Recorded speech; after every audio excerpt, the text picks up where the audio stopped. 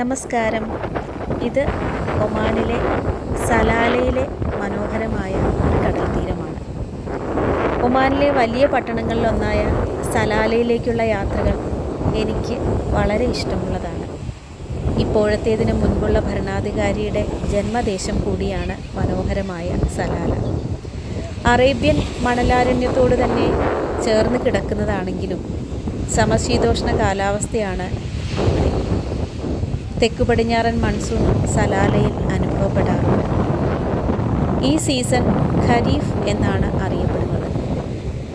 നൂല് പോലുള്ള മഴ ആസ്വദിക്കാൻ ഗൾഫ് രാജ്യങ്ങളിൽ നിന്ന് ജനങ്ങൾ ധാരാളമായി ഇവിടം സന്ദർശിക്കാറുണ്ട്. കേരളത്തോട് ഉപമിക്കാൻ പറ്റിയ പല സ്ഥലങ്ങളും ഇവിടെ നമുക്ക് കാണാം. മനോഹരമായ കടൽ തീരങ്ങൾ സലാലയുടെ മറ്റൊരു സവിശേഷതയാണ്.